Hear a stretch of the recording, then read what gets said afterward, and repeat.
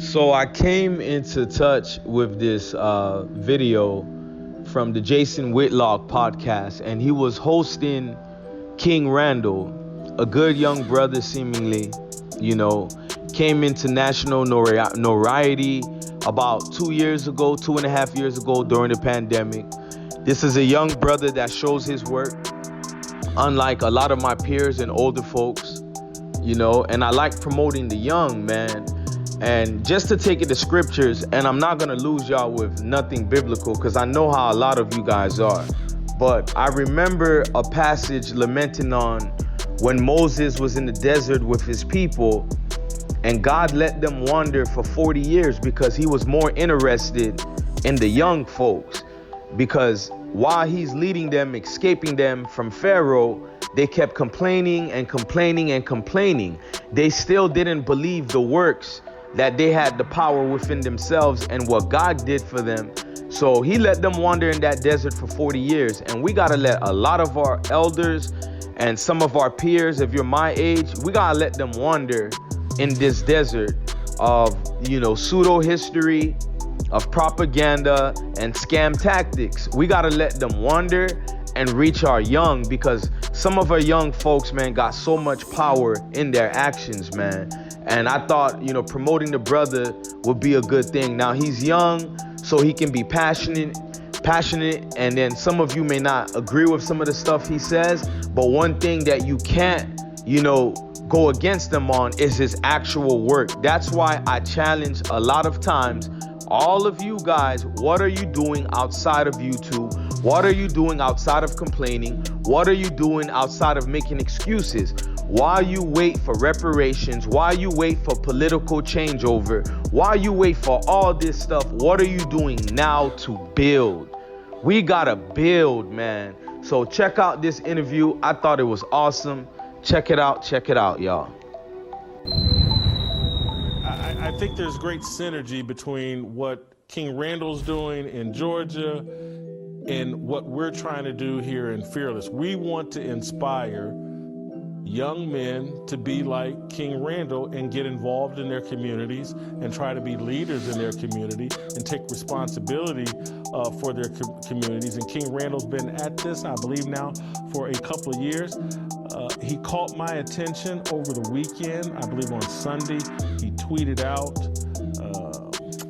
these are the ages of children that were shot an hour away from my hometown, at a gas station. Boy age 5, boy age 12, girl age 13, girl 13, boy 13, boy 14, boy 15, boy 15, boy 17. And then he follows up by saying, folks gonna sit here and act like mentorship is gonna change this. Absolutely not. If you as a man can't admit that we need to create an entirely new system, you're smoking something. Speaking at schools, mentoring, on podcasts, etc., will never ever do anything serious. Be serious here. Our communities are hot trash because of pretend fake work. He then did a follow-up tweet. It's 2023, and if you seriously think an inspirational speech is going to fix the serious crap going on in our communities, you're lost. Stop blaming God is saying we need, stop blaming God. Blaming God is saying we need to pray. No, God only helps those who help themselves. Your prayers are useless. If you're doing nothing, it's akin to playing the lottery. Sad times we're living in, and the system has a strict hold on our men. Then he has the xforboys.org he lists. Anyway, King Randall, I read this and I was somewhat sad reading it because it expresses some frustration that I think you're feeling, and it made me go, I wonder if King Randall's starting to question whether the work he's doing is having an impact. And so I would like for you to, first of all, tell us what you are doing in Georgia, and then tell us what you were trying to convey with your tweets. Sure. I have an all-boys boarding school in Albany, Georgia. It's completely free of charge. We don't charge the parents anything, but the students, they live with us 24 hours, 7 days a week. We have 9 boys that we have at this particular moment, but I've been boarding children for the past 4 or 5 years. I started at my home, and sometimes, just like what I was talking about in that tweet, I get tired of the excuses that weak men make in our communities about why we can't do anything. I was 19 years old. I had 7 juvenile offenders in my living room, and I was even taking care of my own child at the time, and I funded them by fixing cars, cutting hair, painting people's houses, doing anything. I became a neighborhood handyman to pay for field trips, to feed them in the evenings, and feed my own child. And I didn't have a job, but I made sure that I was taking care of these students and these children every single day.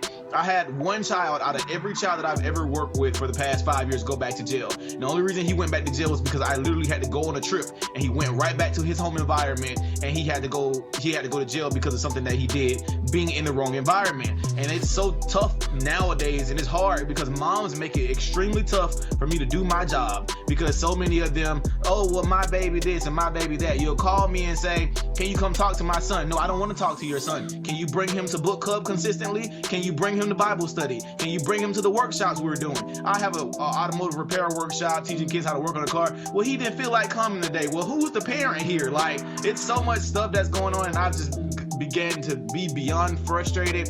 I'm tired of being politically correct. I'm tired of trying to say things nice, and for weak men in our communities, it's absolutely ridiculous. We got guys out here thinking they're doing something, and they're mentoring, and they talking to a kid once a week and think they're doing something. I'm like, absolutely not. Half of y'all don't even have no children. I'm like, you're not married and don't have no children. Why exactly can't you go find 1 or 2 boys to go pick up every day from school, take them home, get them something to eat? Why can't you go find a family to feed? Why can't you really go do some real work? Because all this pretend fake working, we're trying to do this and we're trying to do that. No, you're starting nonprofits, and what you're doing is you're getting all these grants, and the communities are failing, and since they are failing, you continue getting these grants. Our organization hasn't got 1 grant. We don't get any government funding. The communities that you serve, they benefit you if they're in turmoil. They benefit the school systems for being in turmoil. They benefit the churches. They benefit the other nonprofits because they give them money, because the system has the cities in turmoil. You get paid for it. So literally, they don't want to see anything better. That's why the pastors around here tell me I need to be quiet and stop doing stuff, and the pastors want to bring me to these backroom meetings, and commissioners and everybody want to tell me to be quiet because I go say these things. I'm tired of it. I'm sick of the excuses.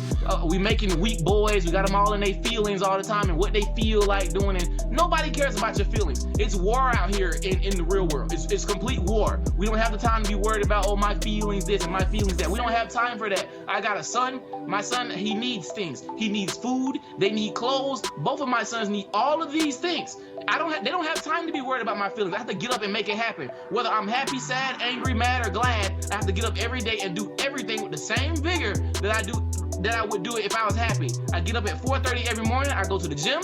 I go get my students squared away. I go get my kids squared away. I put everybody in school. I make everything happen. I do after school. I do Bible study. I go to bed at 8:30. I do this every single day, nonstop. Why can't other men do these same things? I eliminate all those excuses because of my age, and that's why older men do not like when I start saying stuff, because it makes them look stupid and useless, because they give too many excuses about the things they should have been doing for a long time. They should have been doing this stuff. Our community should have been changed, and we still out here blaming the white man and still blaming the system.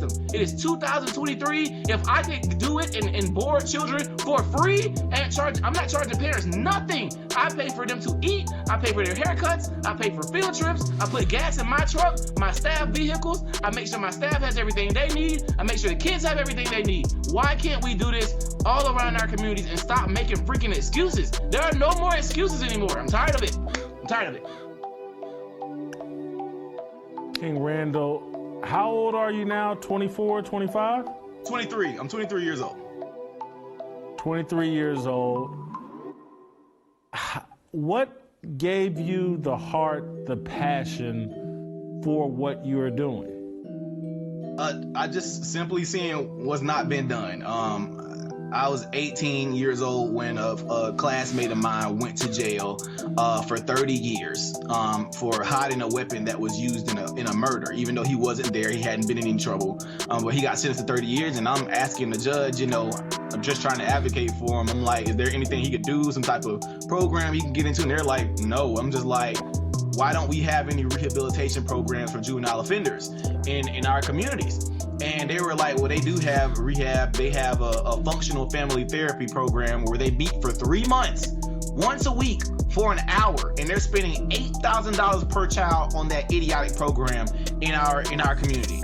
That's not helping any children. Be for real with me. I don't even use that much money for the students that I serve or whatever. So it's stupid to me. We didn't have any rehabilitation program. So I started my program, and that's when I discovered that children couldn't read. Almost 96% of the children that I was working with at the time at 19, they could not read a book. These kids are in high school, middle school, and different grades, and they cannot read and write. It is absolutely ridiculous. I would want to show a video and without embarrassing the students and not showing their faces, but show how they write and show how they read. It is absolutely ridiculous. My son is 4 years old. He reads fluently. He reads better than the 7th, 8th, 9th, 10th graders that I have coming in the classroom. He can write and everything. He's doing crossword puzzles, whatever, and he's 4 because I have him his own teacher, here at our school. But our students are being completely failed, and our school system where I live is spending so much more money than the average school in our state.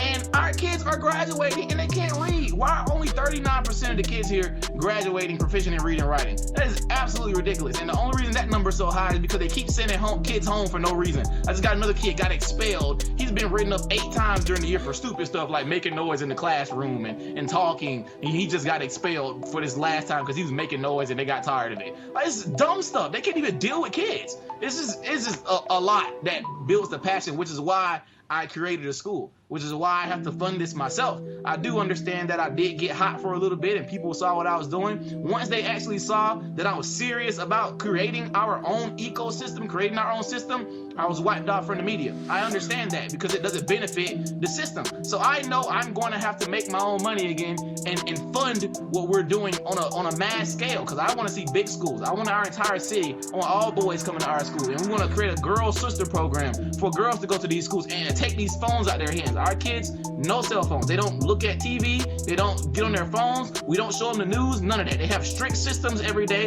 They get up at a certain time. They work out. They eat. They go put their uniforms on. They come to class. They do their class work. We do Bible study. We pray. You go eat again. We do our afternoon activity. You go to bed. Weekends, field trips, whatever. But we have stuff that we do strictly, and literally after the first month and they went home for a break, their parents like, oh my God, my son is this whole new kid. Literally just routines. Routines build habits, habits build character, character makes the man. It's really simple. Routines are important for boys. If you don't have any routines for them, they're going to fail. If you're not teaching them that it's war out here, those kids are going to get destroyed. And that's what's happening to our boys right now.